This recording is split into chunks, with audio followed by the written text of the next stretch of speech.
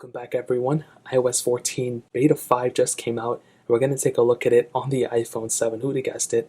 And what I can tell you is on the iPhone 7, iOS 14 has been a pretty decent trip. I've ran into issues on all my phones, but the random reboots, the boot loops that I usually get from, iOS 14 on beta or any iOS beta on an iPhone 7, usually I get a lot of problems, and for this case, I really didn't run into them, which is a really good sign. Now, this update was a pretty big update. It was not a small one by any means.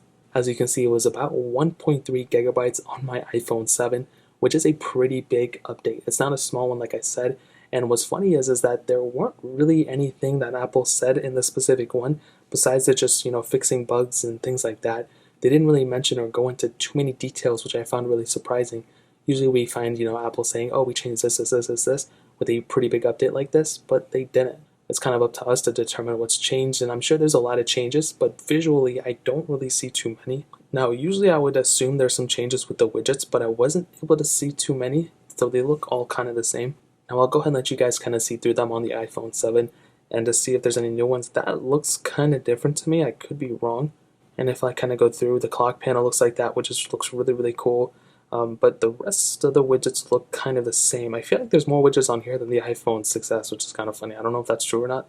But yeah, it doesn't seem like anything changed, but like I said, I could be totally wrong about that. But in terms of everything else, the smoothness factor of it is still there for the most part.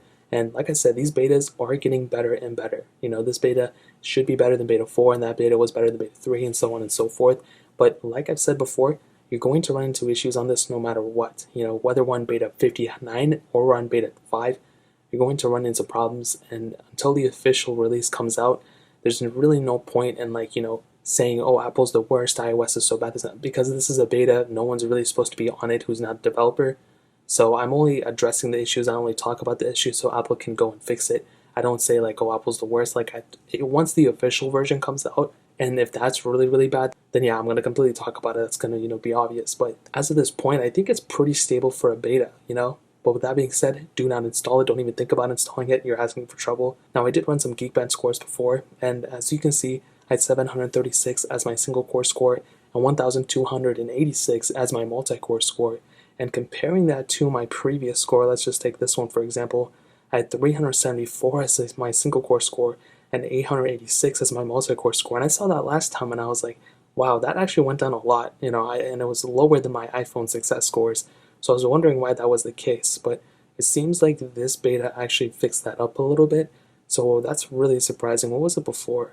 So yeah, I don't know why beta 4 kind of messed up on my iPhone 7 in terms of performance, but I couldn't tell. It's felt the same. These numbers don't really mean too much, but they're kind of a good way to kind of gauge what's going on, and kind of put a number associated with, what I think. So I think beta 5 is great. I think if you need to install it, go for it if you're on iOS 14. But like I said a billion times before, I would not recommend installing iOS 14 on any device. Stick to where you're at, stick to iOS 13, and don't install iOS 14 yet. So that's really pretty much it. If you guys have any other questions or anything, let me know in the comment section below. The like button helps me so much, but definitely hit that subscribe button. Every single subscriber that we get really does count, so it'd be so much if you guys could hit that. Also check out the other links down in the description as well. My Twitter, my Instagram, my second channel. More important than everything else, I love every single one of you guys. Hopefully I'll catch you guys in the next video. Peace out from then.